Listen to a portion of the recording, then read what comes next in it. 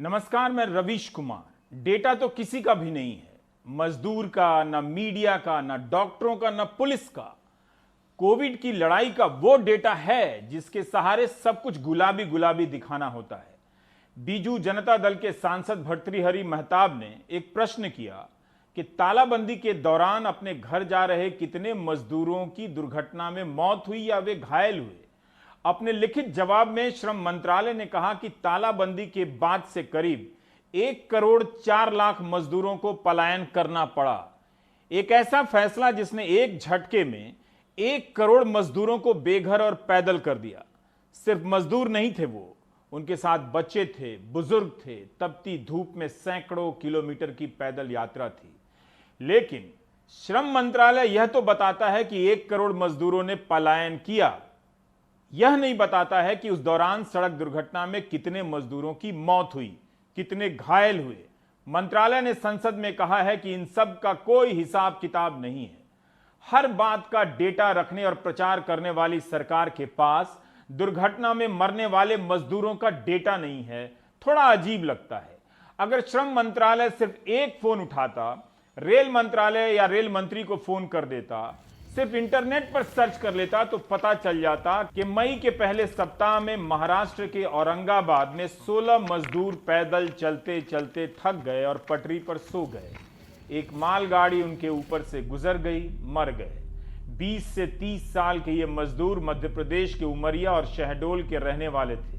मध्य प्रदेश सरकार ने इस दुर्घटना में मरने वाले सभी मजदूरों को 5-5 लाख देने का ऐलान किया था। प्रधानमंत्री ने भी दुख प्रकट करते हुए ट्वीट किया था कि रेल मंत्री से बात हो गई है, वे हालात पर नजर रख रहे हैं। क्या श्रम मंत्रालय संसद को इतना भी नहीं बता सका? क्या उसके पास यह डेटा भी नहीं होता? पीएम का ट्वीट भी नहीं था।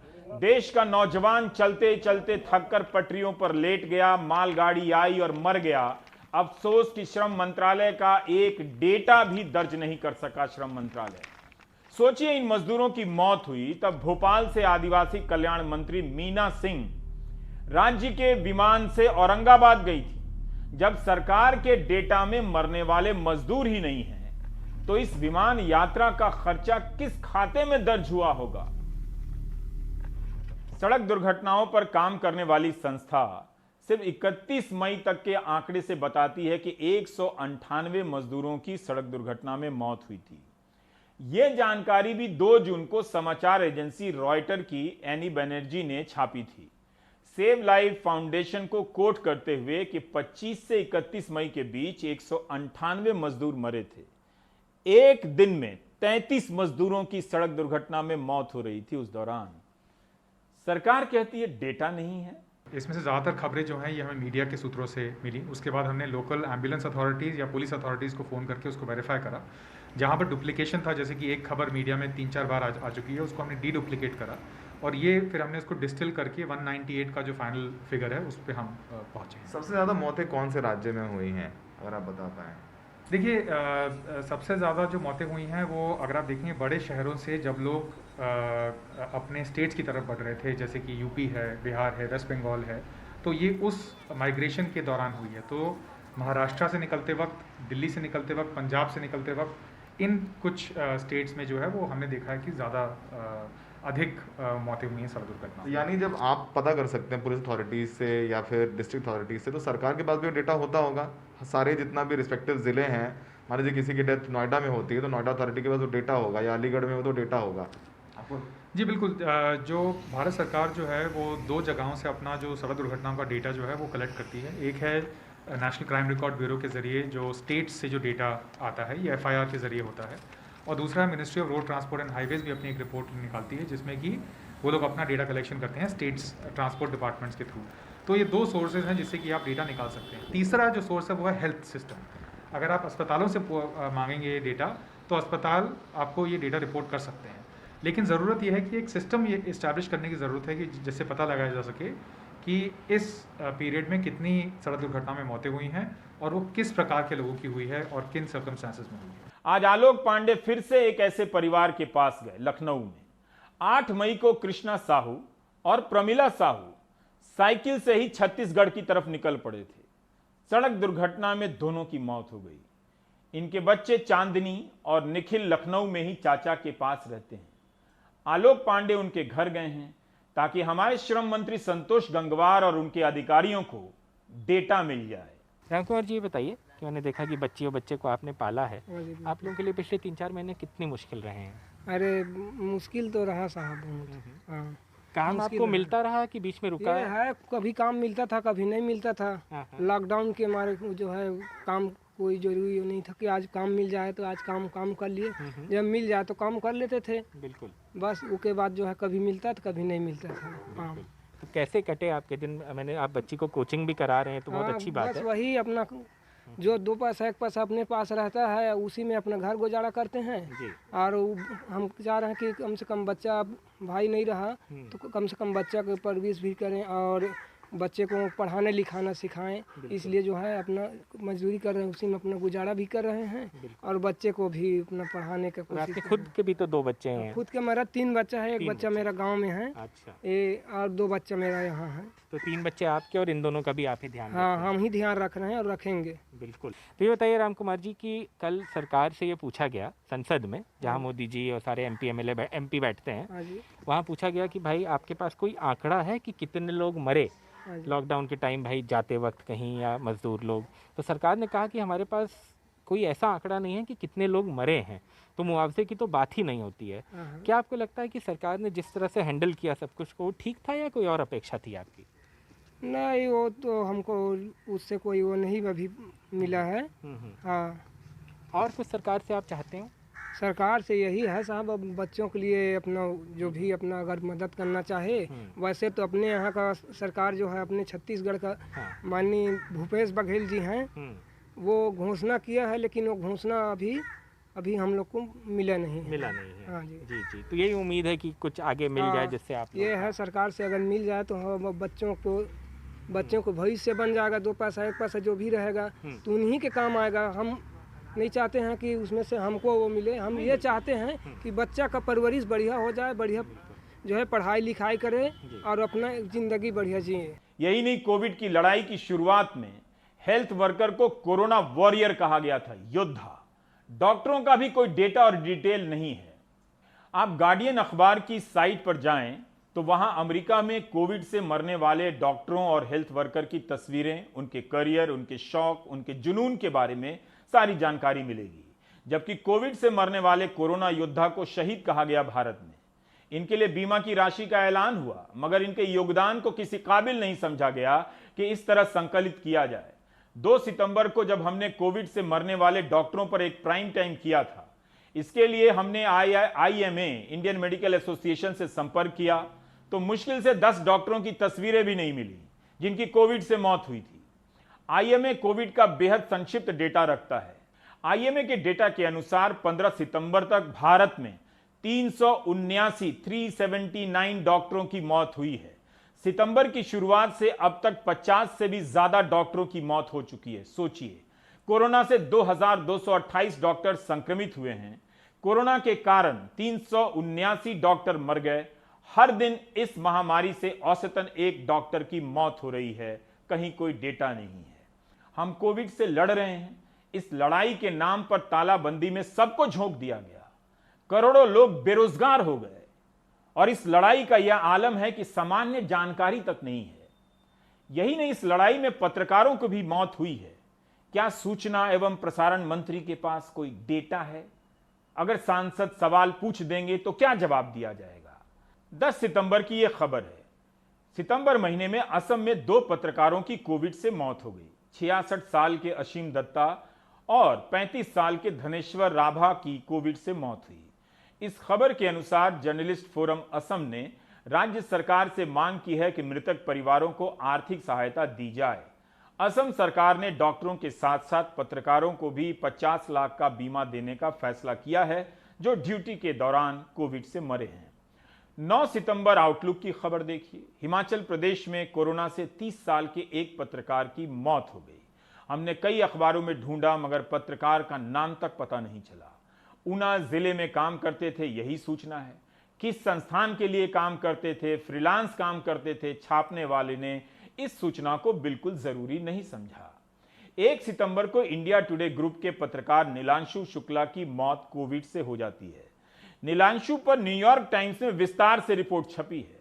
वह किस तरह से आज अखबार में बिना पैसे के इंटर्न के रूप में शुरुआत करते हैं, आईएएस बनने का विकल्प छोड़ पत्रकारिता का चुनाव करते हैं। कम से कम इस रिपोर्ट से पता चलता है कि पत्रकारिता करते हुए जान देने वाले नीलांशु के सपने क्या थे।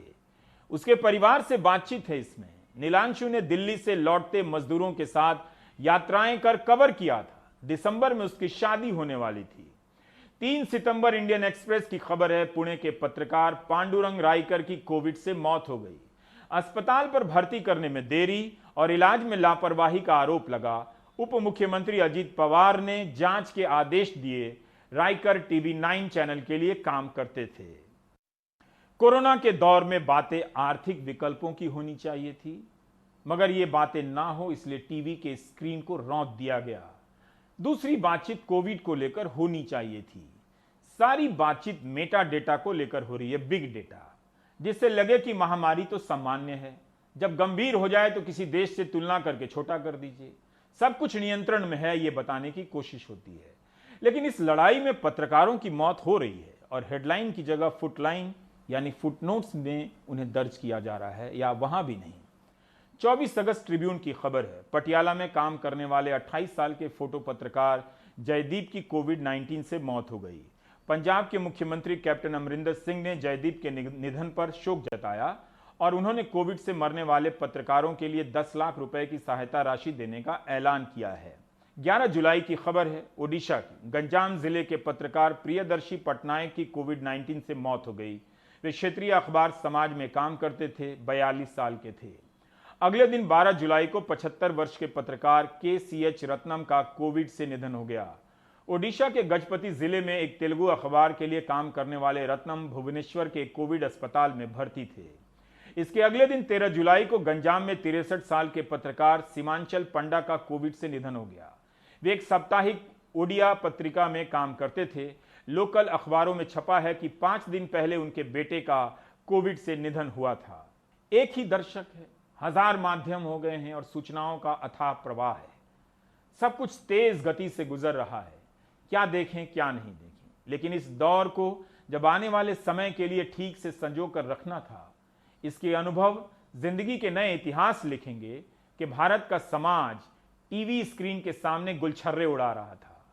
चैनल के मालिक और संपादक बता रहे थे कि रिया चक्रवर्ती ने जेल में करवट कब बदली, कितनी रोटी खाई, क्या किया, कब छींक आई। जुलाई के पहले हफ्ते में दिल्ली के एम्स अस्पताल से एक पत्रकार की कूद जाने के कारण मौत हो जाती है। 37 साल के तरुण सिसोदिया के लिए पत्रकारों ने मार्च किया, प्रदर्शन किया और स्वास्थ्य मंत्री ने एक जांच कमेटी बनाई। कमेटी को जांच में कुछ भी संदिग्ध नहीं मिला, मगर उसकी रिपोर्ट के आधार पर एम्स के एमएस का तबादला हो गया। दिल्ली की भाजपा इकाई ने तरुण के परिवार को 2 लाख रुपए दिए। कांग्रेस इकाई ने 5 लाख रुपए की आर्थिक सहायता दी। डेक्कन हेरल्ड की खबर है, 27 जून की तमिलनाडु में एक टीवी पत्रकार की कोविड से मौत हो जाती है।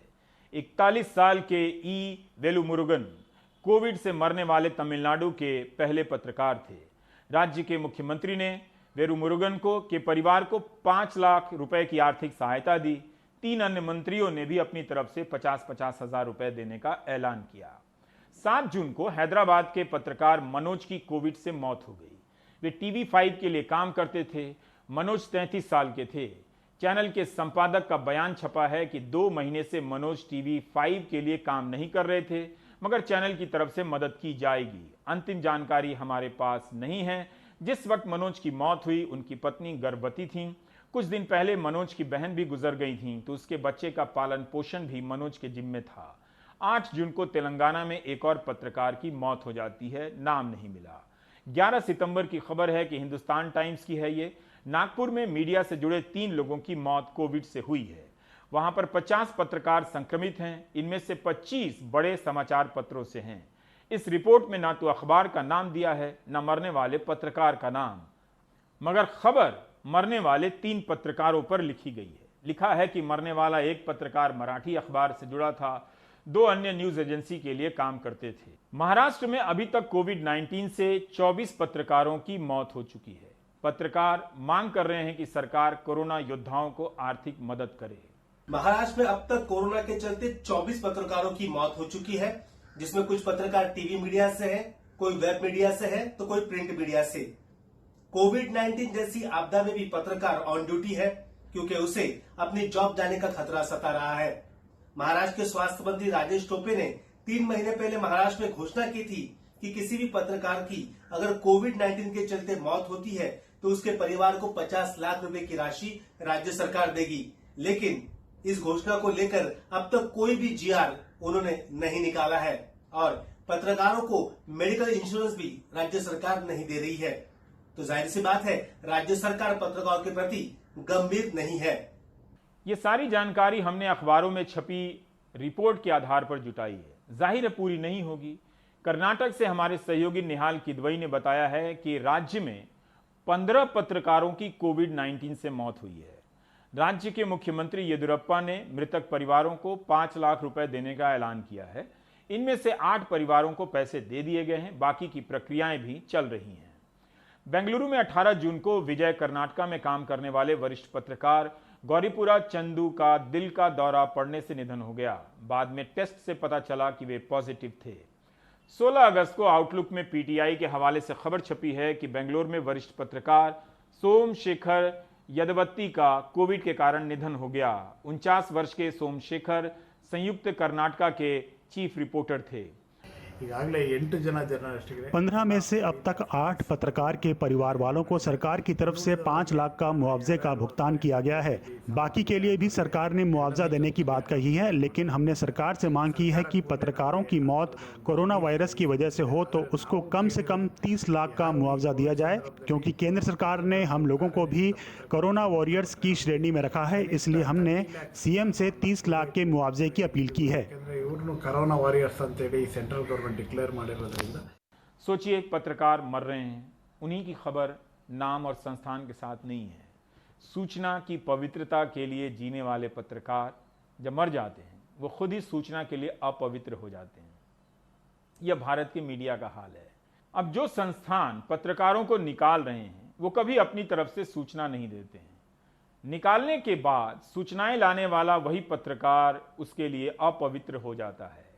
हिंदी प्रदेश के किस अखबार या किस चैनल में छटनी हो रही है, कहां पत्रकार संक्रमित हो रहे हैं, कहां मौत हुई है, इन खबरों की निर्ममता से संकलन भड़ास फॉर मीडिया वेबसाइट पर किया जाता है।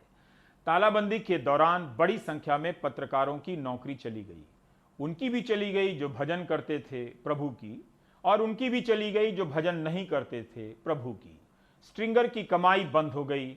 मीडिया पर जो तबाही आई है वो पत्रकार ही जानते हैं। मझोले स्तर के मीडिया संस्थान के पत्रकार बुरी तरह प्रभावित हैं। सिर्फ पत्रकार ही नहीं, डेस्क पर तरह तरह के काम करने वाले पेशेवर लोग, फोटो पत्रकार, वीडियो एडिटर की नौकरियां गई हैं। बहुतों की सैलरी भी कम हो गई है।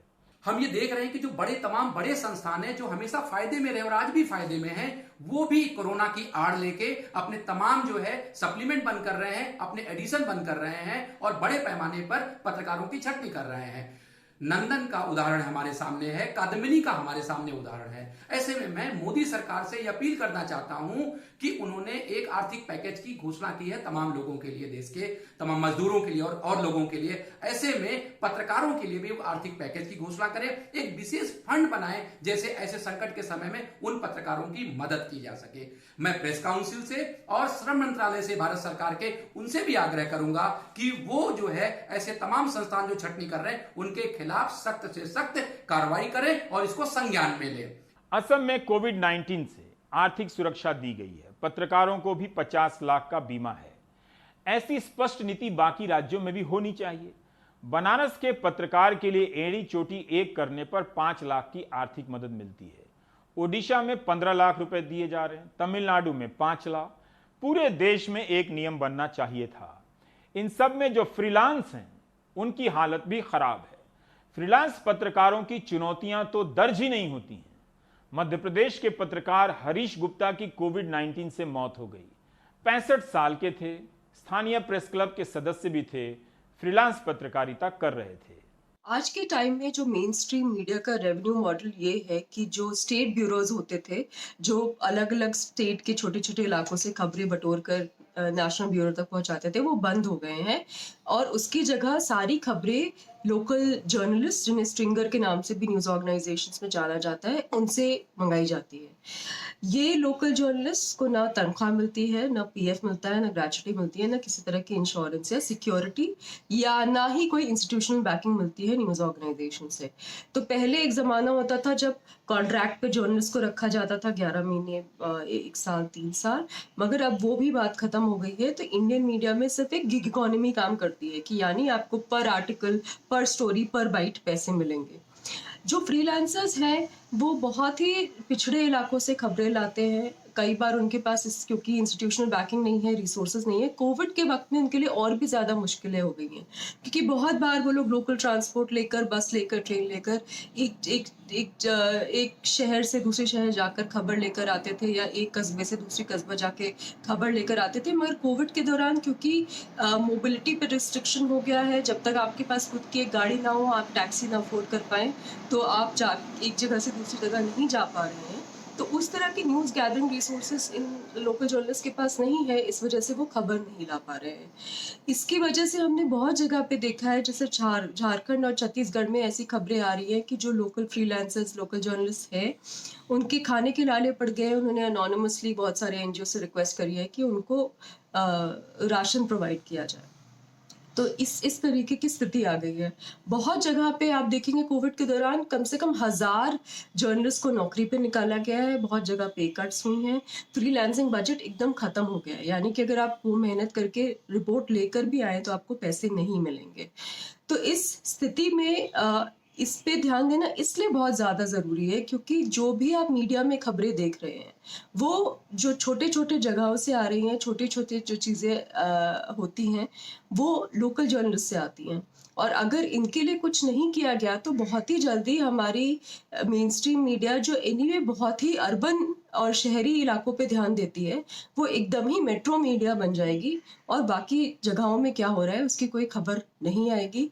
इसलिए फ्रीलांसर्स की स्थिति बहुत ख़राब है और उस पर बहुत ही जल्दी इंडियन प्रेस बॉडीज को ध्यान देने की ज़रूरत है। इस समय को दर्ज करना एक बड़ी चुनौती का काम है। अगर इस वक्त घटनाओं को ईमानदारी से दर्ज नहीं किया गया तो हमारे भविष्य की बुनियाद झूठ पर खड़ी होगी, जो हर दूसरे दिन लड़खड़ाती नजर आएगी। त्रिपुरा में क्या हो रहा है किसी को पता नहीं है। हमारे सहयोगी रतनदीप चौधरी की यह रिपोर्ट बताती है कि दिल्ली और मुंबई में मीडिया का संघर्ष तो दर्ज हो जाता है, लेकिन पूर्वोत्तर के मीडिया का संघर्ष कभी मुख्य धारा के संघर्ष का हिस्सा नहीं बन पाता। पूर्वोत्तर के पत्रकार किन चुनौतियों का सामना कर रहे हैं, उनका हाल लेने वाला कोई नहीं। पूर्वोत्तर राज्यों में कोविड के कारण त्रिपुरा की हालत खराब है, तभी तो केंद्र से वहां टीम गई थी। कोविड की रिपोर्टिंग आसान नहीं है, वहां पर मुश्किल होती चली जा रही है। पूरे पूर्वोत्तर में त्रिपुरा अकेला राज्य है जहां कोविड से मरने वालों की संख्या सबसे अधिक है। रिकवरी रेट भी राष्ट्रीय औसत से काफी कम है, 20,000 संक्रमित केस हो चुके हैं। एक छोटे से राज्य के लिए यह आंकड़ा काफी बड़ा है। गोदी मीडिया राष्ट्रीय परिघटना नहीं है, राज्यों में और जिलों में भी गोदी मीडिया है। इस रिपोर्ट को देखेंगे और गोदी मीडिया के विस्तार को समझेंगे तो काफी कुछ नजर आएगा, और उन पत्रकारों की चुनौतियों को भी आप देख सकेंगे जो सरकारी दबाव से अलग सूचनाओं की पवित्रता के लिए जीते हैं, जान देते हैं। दक्षिण त्रिपुरा जिले के सबरूम में राज्य के पहले स्पेशल इकोनॉमिक जोन की आधारशिला रखते हुए त्रिपुरा के मुख्यमंत्री बिप्लब देब का निशाना अखबारों पर फूटा। बिप्लब देब ने कहा कि वो राज्य में कोरोना वायरस की स्थिति के बारे में भ्रम फैलाने वाले अखबारों को माफ नहीं करेंगे। कार्यक्रम में केंद्रीय मंत्री पीयूष गोयल भी वीडियो कॉन्फ्रेंसिंग के जरिए मौजूद थे। কিছু কিছু পত্র পত্রিকা অতি উৎসাহিত হয়ে ত্রিপুরার মানুষকে বিভ্রান্ত করছে। ইতিহাস তাদের মাফ করবে না, আমিও তাদের মাফ করব না। ইতিহাস মাফ করবে না, ত্রিপুরাবাসী মাফ করবে না, আমি বিপ্লব দেবে মাফ করব না। আমি যা বলি তা করে যাই। ইতিহাস সাক্ষী, इतिहास साक्षी। तो मुख्यमंत्री का कहना है कि मीडिया कोविड को लेकर लोगों को भ्रम में डाल रहा है, लेकिन त्रिपुरा में अखबारों ने ऐसा क्या छाप दिया जिससे मुख्यमंत्री इतने नाराज हैं? त्रिपुरा के सबसे प्रतिष्ठित अखबारों में से एक दैनिक संवाद ने कई खबरें छापी। 6 सितंबर को अखबार के मुखपृष्ठ पर कोविड के कुप्रबंधन से जुड़ी मुख्य खबर छपी। इसमें ऐसे कई मरीजों का जिक्र था जो खराब इंतजामों के शिकार हुए। 7 सितंबर को इसी अखबार ने एक और खबर छापी कि किस तरह कोविड पॉजिटिव मरीज खतरा उठाकर कोविड अस्पतालों को छोड़ रहे हैं क्योंकि वहां हालात बहुत खराब हैं। राज्य के दूसरे कई अखबारों ने भी उदाहरणों के साथ ऐसी कई खबरें छापी। 12 सितंबर को त्रिपुरा ऑब्जर्वर ने मुख्य स्टोरी छापी जिसकी हेडलाइन थी कोविड के प्रबंधन को लेकर हाईकोर्ट का राज्य सरकार को नोटिस। इस रिपोर्ट में बताया गया कि 11 और 12 सितंबर को त्रिपुरा हाईकोर्ट ने अखबारों में कोविड के कुप्रबंधन को लेकर छपी खबरों का खुद ही संज्ञान लिया और राज्य सरकार को नोटिस जारी किया जिसका जवाब 18 सितंबर तक देना है। ये संपादक और पत्रकार अगरतला में हुई एक बैठक में मौजूद हैं। इन्हीं की खबरों पर त्रिपुरा हाईकोर्ट ने संज्ञान लेकर राज्य सरकार को नोटिस जारी किया, लेकिन मुख्यमंत्री का कहना है कि वो उन्हें माफ नहीं करेंगे। उधर पत्रकारों का कहना है कि ये प्रेस की आजादी पर सीधा सीधा हमला है। पत्रकारों ने मुख्यमंत्री को अपना बयान वापस लेने का अल्टीमेटम दिया है। इन पत्रकारों ने असेंबली ऑफ जर्नलिस्ट नाम से एक मंच बनाया है। उनका कहना है कि उनकी जान को खतरा है और उनके पास इसकी कई वजहें भी हैं। 14 सितंबर को इंडियन एक्सप्रेस ने रिपोर्ट छापी कि त्रिपुरा सरकार ने कोविड पर रिपोर्ट को लेकर उसे एक नोटिस जारी किया है और उसके 2 पत्रकारों के साथ मारपीट हुई है। पिछले ही हफ्ते के अंत में एक पत्रकार को मुख्यमंत्री बिप्लब देब की आलोचना करने पर कुछ अज्ञात लोगों ने पीटा। बंगाली अखबार में काम करने वाले पत्रकार पाराशर बिस्वास अभी अभी कोरोना के संक्रमण से उबरे ही थे। ड्यूटी के दौरान ही उन्हें कोरोना संक्रमण हुआ था। कोविड-19 केयर यूनिट से डिस्चार्ज होने से पहले बीती शुक्रवार रात को उन्होंने एक वीडियो बनाया जिसमें पत्रकारों को धमकी देने के लिए मुख्यमंत्री की आलोचना की गई। पत्रकार की इस पोस्ट को कुछ लोगों ने आक्रामक बताया और कहा कि उन्होंने मुख्यमंत्री का शालीनता के साथ जिक्र नहीं किया है। इसके बाद शनिवार रात को धलाई जिले के मुख्यालय अंबासा में पाराशर बिस्वास की उनके ही घर के पास पिटाई की गई। वो बुरी तरह घायल हो गए और उन्हें अस्पताल में दाखिल कराना पड़ा। मामले की पुलिस जांच जारी है। What he said was very dangerous. He had said that he was watching the activities of all journalists and their reporting on COVID situation, and he will not let anyone off. When appropriate time comes, he will take action. This is unprecedented in Tripura. We have never experienced such a thing earlier. जिस दिन पाराशर बिस्वास पर हमला हुआ उसी दिन दक्षिणी त्रिपुरा के बेलोनिया इलाके के एक टीवी रिपोर्टर के साथ भी कुछ लोगों ने मारपीट की जब वो माताई नाम के एक गांव में पानी की कमी पर एक रिपोर्ट करने गए थे। हमले में घायल टीवी पत्रकार ने अभी पुलिस में शिकायत नहीं की है। इस बीच पश्चिमी त्रिपुरा जिला प्रशासन ने सोमवार को दैनिक संवाद अखबार को नोटिस भेजा जिसमें कोरोना को लेकर सरकार के इंतजामों पर चोट करने वाली खबरों के दस्तावेजी सबूत मांगे गए हैं। साफ है त्रिपुरा में प्रेस की आजादी खतरे में दिख रही है और इसके लिए मुख्यमंत्री बिप्लब देब के बयान से बड़ा सबूत क्या हो सकता है। रत्नदीप चौधरी की रिपोर्ट, एनडीटीवी इंडिया। ब्रेक के बाद जब हम लौटेंगे तो बात करेंगे सुप्रीम कोर्ट में हुई एक बेहद जरूरी बहस की। इस बहस में मीडिया की भूमिका, प्रेस की स्वतंत्रता, इन सब को लेकर सवाल उठा, लेकिन जस्टिस के.एम. जोसेफ ने एक बेहद जरूरी सवाल उठा दिया कि क्या यह जाना जा सकता है कि सरकार किसी एक संस्थान को विज्ञापन ज्यादा देती है और किसी एक संस्थान को कम। यह वो सवाल है जिसके ठोस जवाब मिलने से और जिसके जवाब में पारदर्शिता आने से मीडिया में बहुत कुछ बदल सकता है। ब्रेक के बाद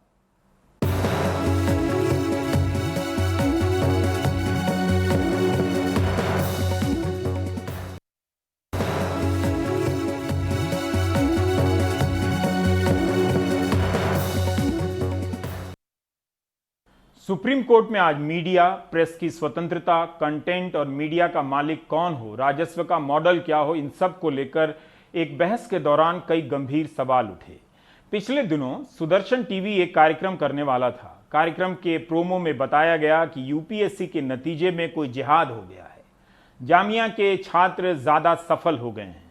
इस प्रोमो की आईपीएस संगठन ने भी निंदा की थी। इतनी मुश्किल परीक्षा है यूपीएससी की, कई यूनिवर्सिटी के छात्र सफल होते रहते हैं, क्या उसे जिहाद के रूप में पेश किया जा सकता है? क्या सफल होने वाले छात्रों के मजहब का हिसाब इस तरह से निकालकर जिहाद के रूप में पेश किया जा सकता है? जिहाद का क्या मतलब है? सही बात आप लाख समझाएं, व्हाट्सएप यूनिवर्सिटी वही समझेगी जो मीम में देखती है। बहरहाल वकील फिरोज इकबाल खान ने हाईकोर्ट में इसके प्रसारण पर रोक लगाने की याचिका दायर कर दी। हाईकोर्ट ने रोक लगाने से इनकार कर दिया तो सुप्रीम कोर्ट चले गए। वहां पर अमिताभ पांडे और नवरेखा शर्मा जैसे पूर्व नौकरशाहों ने भी हिस्सेदारी की, कहा कि वो भी इसमें शामिल होना चाहते हैं। इन्होंने एक कॉन्स्टिट्यूशनल कंडक्ट ग्रुप बनाया है और इस ग्रुप के तहत इस याचिका के साझेदार हो गए और इनका कहना है कि अदालत जब बोलने की आजादी और जवाबदेही में संतुलन की बात करती है तो यह भी बताए कि हेट स्पीच यानी नफरती भाषण का दायरा क्या हो। सुप्रीम कोर्ट ने सुदर्शन न्यूज, केंद्र सरकार, प्रेस काउंसिल ऑफ इंडिया और न्यूज ब्रॉडकास्ट एसोसिएशन को नोटिस जारी किया, मगर रोक लगाने से इनकार कर दिया।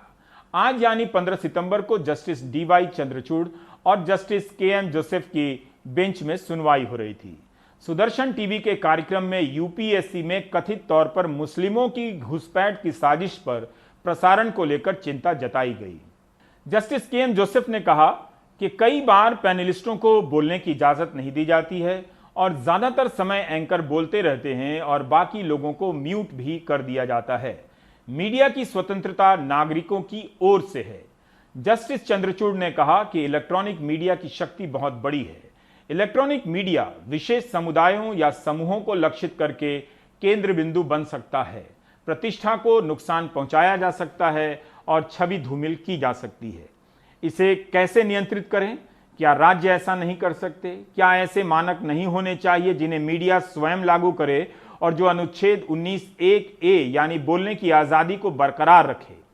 इस पर सॉलिसिटर जनरल तुषार मेहता ने कहा कि पत्रकारों की स्वतंत्रता सर्वोच्च है। जस्टिस जोसेफ के बयानों के दो पहलू हैं।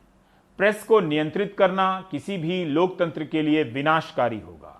सुदर्शन टीवी के मामले में जस्टिस चंद्रचूड़ ने कहा कि एंकर की शिकायत यह है कि एक विशेष समूह सिविल सेवाओं में प्रवेश प्राप्त कर रहा है। यह कितना कपटी है। इस तरह के कपटी आरोप यूपीएससी परीक्षाओं पर प्रश्न चिन्ह लगाते हैं।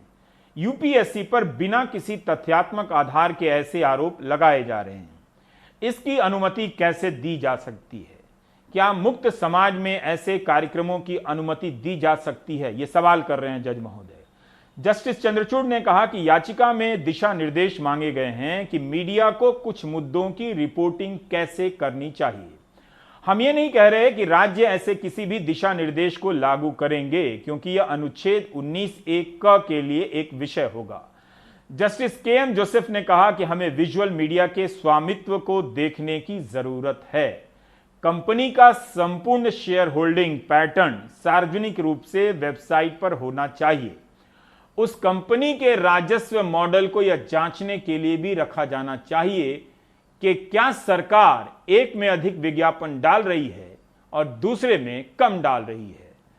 इस पर सॉलिसिटर जनरल ने कहा कि इलेक्ट्रॉनिक मीडिया के अलावा एक समानांतर मीडिया भी है, जहां एक लैपटॉप और एक पत्रकार लाखों लोगों को अपनी सामग्री दे सकता है।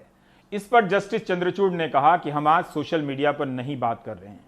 हम एक चीज को रेगुलेट यानी विनियमित नहीं करने का विकल्प नहीं चुन सकते, क्योंकि हम सभी को विनियमित नहीं कर सकते।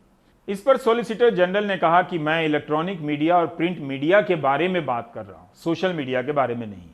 पत्रकार स्वतंत्रता को सम्मान देकर जस्टिस जोसेफ की चिंताओं को दूर किया जाना चाहिए। बड़ी संख्या में वेब पोर्टल हैं जिनका स्वामित्व उनके द्वारा दिखाए जाने वाले कार्यक्रमों से अलग है।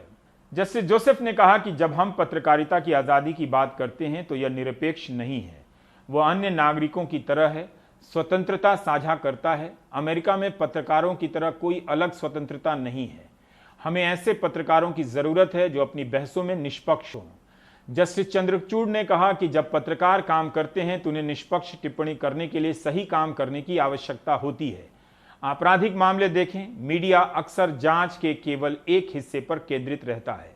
जस्टिस चंद्रचूड़ ने कहा कि एक एंकर एक खास समुदाय को टारगेट कर रहा है। अगर हम लोकतंत्र हैं तो एक स्टैंडर्ड तो होना ही चाहिए। Justice D Y. चंद्रचूड़ और जस्टिस के.एम. जोसेफ की बेंच ने एनबीए से पूछा कि अगर आप लेटर हेड से बाहर हैं तो आपसे एक सवाल पूछने की ज़रूरत है कि जब मीडिया किसी क्रिमिनल मामले में, किसी आपराधिक मामले में पैरेलल ट्रायल चलाता है, किसी की प्रतिष्ठा को धूमिल करता है, तो आप क्या करते हैं, आप क्या कार्रवाई करते हैं। बड़ा सवाल ये पूछा। इसके साथ साथ प्रेस काउंसिल ऑफ इंडिया ने कहा कि नियम सब बने हुए हैं, नियमों के मुताबिक काम होता है। तो लेकिन जस्टिस चंद्रचूड़ ने उसकी हंसी उड़ाई और कहा कि सच में ऐसा है, सही में ऐसा है, क्योंकि अगर ऐसा हुआ होता तो चैनलों पर वो देखने को नहीं मिलता जो आज देखने को मिल रहा है। तो बड़े कटाक्ष था सुप्रीम कोर्ट का। इसके अलावा सुप्रीम कोर्ट ने ये भी कहा कि किस तरीके से टीआरपी को लेकर जो चैनल हैं वो टीआरपी की वजह से एक समस्या उनके सामने है और वो टीआरपी को लेकर चिंतित हैं और सनसनीखेज बना देते हैं चीज़ों को, प्रतिष्ठा को धूमिल करते हैं, एक तरफा मामले पर केंद्रित हो जाते हैं। इसके साथ साथ सुप्रीम कोर्ट ने बड़ी टिप्पणी ये भी की इस चैनल के प्रोग्राम पर कि एक तरफ आप कहते हैं कि जामिया के छात्र इसमें शामिल हैं और दूसरी तरफ कहते हैं कि वो यूपीएससी में, सरकार सिविल सर्विस में घुसपैठ की साजिश रच रहे हैं। इसको कतई बर्दाश्त नहीं किया जा सकता। सुप्रीम कोर्ट ने ये भी कहा कि देश की सबसे बड़ी अदालत होने के नाते ये उसका फ़र्ज़ है, ये उसका कर्तव्य है कि ऐसी बातों को, ऐसे आरोपों को कतई जो है वो बर्दाश्त ना करें और उस पर एक्शन लें। सुप्रीम कोर्ट ने ये भी कहा कि जिस तरीके से ये शो आयोजित किया गया उससे प्राइमा फेसी ऐसा लगता है कि ये कि एक समुदाय को, एक विशेष समुदाय को कलंकित करने की कोशिश है और सुप्रीम कोर्ट जो है वो प्रोग्राम कोड, जो केबल टीवी नियम है, उसके प्रोग्राम कोड के तहत इस तरीके से उसको इजाज़त नहीं दे सकता कि ऐसे प्रोग्राम जो हैं वो चलें। इसके साथ साथ सुप्रीम कोर्ट ने ये भी कहा है कि किसी भी तरीके से किसी समाज को अगर कलंकित करने की कोशिश होगी तो उसे बर्दाश्त नहीं किया जाएगा। ख़ास तौर पर सुप्रीम कोर्ट ने ये भी कहा कि एक स्थिर लोकतंत्र की जो इमारत है और जो कर्तव्य और अधिकारों का पालन की जो सशर्त पालन की जो बात है वो तभी हो सकती है जब सभी समुदाय का सह अस्तित्व देश में रहे। आशीष भार्गव इस बहस की रिपोर्टिंग कर रहे थे। ये जरूरी सवाल है कि जब मीडिया खुद में कोर्ट बन जाता है, जैसा कि सुशांत सिंह राजपूत के मामले में हुआ, और किसी एक की छवि धूमिल करने के पीछे पड़ जाता है, तब ये संस्था क्या करती है। ये बहस बहुत दिलचस्प है और जरूरी भी है। यहां उठे सवालों पर गंभीरता से चर्चा होनी चाहिए। अभी सिर्फ रिपोर्ट के तौर पर पेश कर रहा हूं। अभिव्यक्ति की आज़ादी, प्रेस की स्वतंत्रता के अलावा एक सवाल यह भी उठा कि मालिक कौन है। इसका सबको पता चलना चाहिए। वैसे पता होने पर भी खास फर्क नहीं पड़ता है, लेकिन जस्टिस के.एम. जोसेफ का यह सवाल अगर फैसले का रूप ले ले तो कई बड़े परिवर्तन हो सकते हैं। जैसे कि कंपनी के राजस्व मॉडल की जांच होनी चाहिए। क्या सरकार एक कंपनी में अधिक विज्ञापन देती है और एक में कम? जनता के पैसे से सरकारी विज्ञापन को लेकर पहले भी कोर्ट फैसले दे चुकी है, अदालत दे चुकी है, लेकिन इसकी पारदर्शिता सार्वजनिक होनी चाहिए कि सरकार ने किस चैनल को कितना पैसा दिया और किस अखबार को कितना पैसा दिया। Justice K M. जोसेफ व्यावसायिक स्तर पर इसकी पारदर्शिता की बात करते हैं। सरकारी विज्ञापन किसको कितने मिल रहे हैं, कहां से राजस्व पैदा किए जा रहे हैं, ये सारी बातें होती है तो एक बेहतर स्थिति बनती हुई दिखाई देती है। लेकिन मुझे इसमें जो सबसे बड़ी दिक्कत है वो ये कि व्यवहारिक तौर पर ऐसा किया जाना संभव नहीं हो पाएगा, और वो इसलिए कि मीडिया का जो पूरा व्यावसायिक पैटर्न है वो फ्रिंज बेनिफिट और बार्टर सिस्टम इकोनॉमी से चलता है, जिसे कि अब हम नए शब्दों में क्रोनी कैपिटलिज्म के अंतर, उस ढांचे के अंतर काम करने की बात करते हैं। होता यह है कि कोई एयरलाइंस दे रहा है, कोई हॉस्पिटैलिटी पार्टनर हो जा रहा है, कोई बेवरेज पार्टनर हो जा रहा है, और देश के लिए बहुत बड़ी बहस हो रही है, एजेंडा पर बात हो रही है, मुद्दे पर बात हो रहे हैं, भारत सवाल पूछ रहा है, इंडिया वांट्स टू नो हो रहा है। तो ये पूरे जो प्रायोजक हैं उसमें कैश ट्रांजैक्शन बहुत कम है, एक दूसरे की सुविधा दी जा रही है। मीडिया चैनल उसे एक पब्लिसिटी दे रहे हैं, उनको एक प्लेटफॉर्म दे रहे हैं, ब्रांडिंग उनको करने का मौका मिल रहा है, और दूसरी तरफ ये जो ब्रांड है, ये जो बड़े बड़े कॉर्पोरेट घराने हैं, ये इनको स्पॉन्सर करते हैं। इसमें कैश ट्रांजैक्शन नहीं है, इसलिए पता ही नहीं चलता कि किसको किस तरह के फ्रिंज बेनिफिट्स मिल रहे हैं। तो व्यवहारिक तौर पर मुश्किलें होंगी और पारदर्शिता एक हद तक ही आ पाएगी। पूरी तरह से पारदर्शिता इसलिए भी नहीं आ पाएगी कि मीडिया का कारोबार ही अपने आप में पारदर्शी नहीं है, उसमें बहुत झोल है। वो आदिम अर्थव्यवस्था के अंदर काम करने वाला कारोबार है। आज के लिए इतना ही। जैसा कि मैंने कहा, जल्दी का काम ठीक नहीं, थोड़ा ठहर कर इस पर बात करेंगे, करते ही रहते हैं। आप देख रहे थे प्राइम टाइम। नमस्कार।